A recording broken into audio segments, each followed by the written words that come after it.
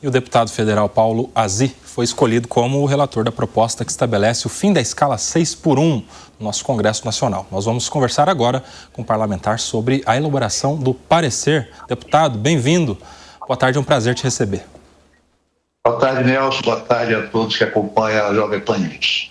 Deputado, eu gostaria já de imediato que o senhor falasse para a nossa audiência, para quem está nos acompanhando aqui, do que trata o texto da proposta. Como é que o senhor está lidando já agora, recebendo o texto original? Porque a proposta, pelo que se sabe, não é só do fim da escala 6x1, é para o estabelecimento da escala 4x3, né? Prevê 3 folgas. Seria isso? Como o senhor analisa o texto que recebeu? Olha, nós vamos iniciar a análise de 2 PECs que estão apensadas na Comissão de Constituição e Justiça, onde se inicia a tramitação de qualquer proposta de emenda constitucional que prevê a redução da escala da jornada de trabalho, que atualmente é de 6x1 para 4x3, e a redução das horas trabalhadas durante a semana, que hoje é previsto pela Constituição em 44 horas para 36 horas. É isso que está pleiteado pela PEC de autoria da deputada Érica Hilton. E também uma outra PEC de natureza semelhante, mas com algumas diferenças, do deputado Reginaldo Lopes, que institui a carga horária de 36 horas. Ela não trata da jornada, de alteração na jornada, mas ela baixa a carga horária de 44 para 36 horas. Então, são essas 2 propostas que inicialmente serão avaliadas na Comissão de Constituição e Justiça, principalmente, fundamentalmente, em relação à sua admissibilidade, das questões técnicas, jurídicas, para, em sendo aprovada lá, e sim se entrar no mérito numa comissão especial que será designada pelo presidente da Casa. Agora, Nelson, é claro que uma matéria dessa complexidade, que tem uma repercussão muito grande na vida das pessoas, nos empregos que são gerados no nosso país, é inevitável que a análise e o debate do mérito também tenham um espaço já agora nas discussões na Comissão de Constituição e Justiça. Deputado, perguntas aqui dos nossos analistas. Vamos começar aqui com o nosso decano aqui, o Zé Maria Trindade. Deputado, muito boa tarde. Inclusive, hoje nós já nos cumprimentamos. Deputado Jairo Azy, eu tenho a impressão, depois de conversas com vários parlamentares, de que até quem é contra o fim da semana 6x1 vai votar a favor do projeto, porque trata-se de um ano eleitoral e os deputados dizem que temem exatamente a pressão e a execração das ruas. É esse mesmo clima? Olha, eu acho que esse, José Maria, é o maior desafio. Tratar de uma matéria que todos sabem que tem um enorme apelo popular no ano eleitoral.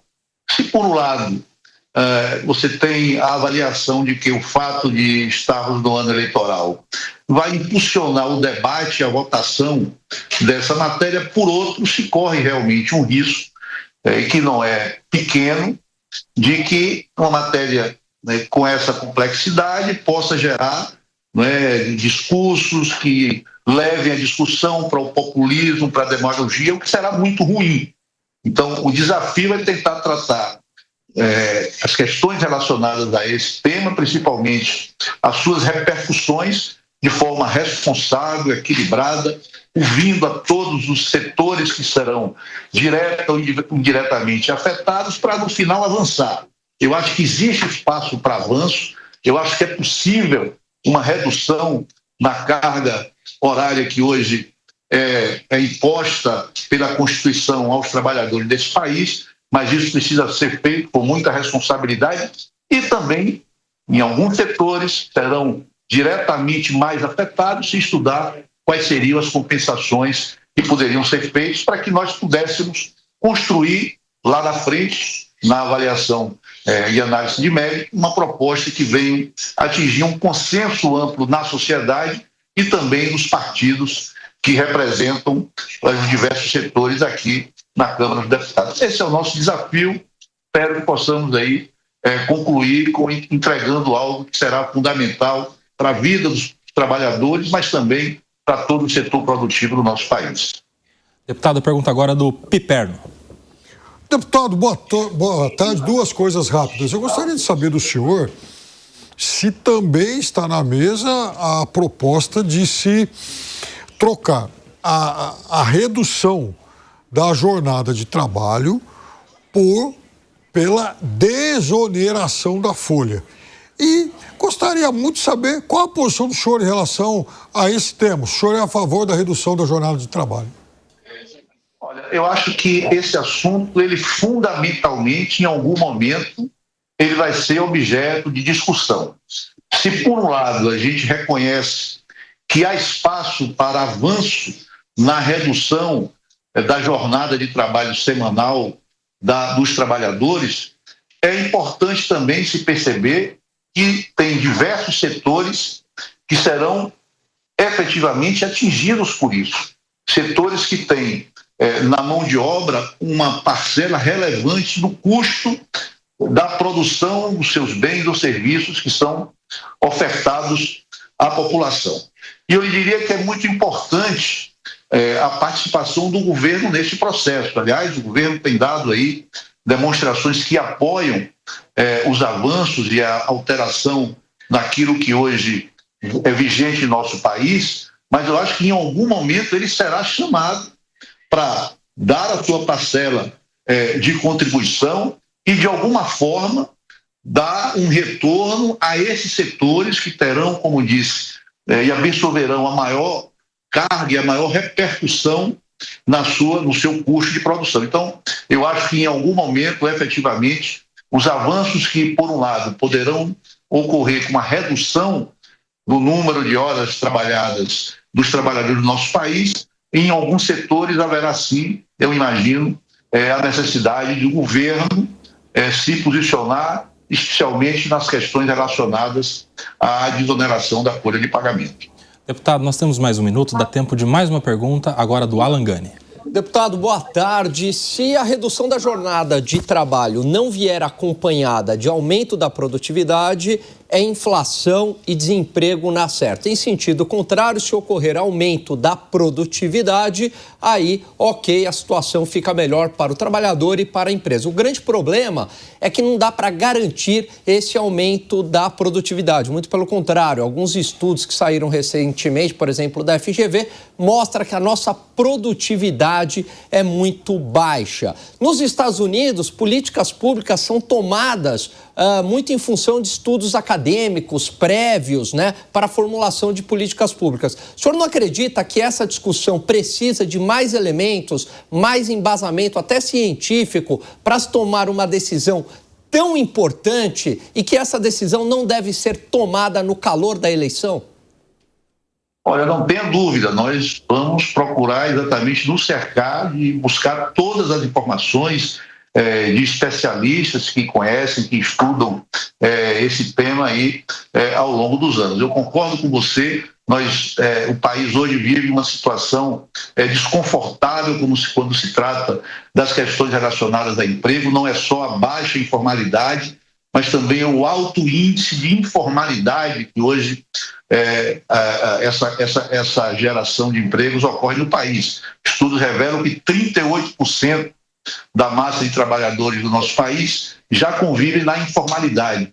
E nós precisamos ter um cuidado para que uma medida como essa, que vem efetivamente beneficiar a classe trabalhadora, não tenha esse tipo de reflexo, esse tipo de consequência que gere expectativas de diminuição, de fechamento de postos de trabalho. Portanto, há uma série de questões, uma série de efeitos que poderão advir dessa decisão que precisam ter e serem mitigados, buscando-se correções, buscando-se salvaguardas para que nós possamos avançar na proposta, dar um passo à frente, que não pode, na minha opinião, ser um passo que pareça que não tenha se saído do lugar, mas ao mesmo tempo que seja um passo cuidadoso e que não se tente dar um passo além daquilo que é razoável e as pessoas terminem sofrendo uma queda. Portanto, esse é o desafio, buscar algo equilibrado, que atenda aos interesses dos trabalhadores,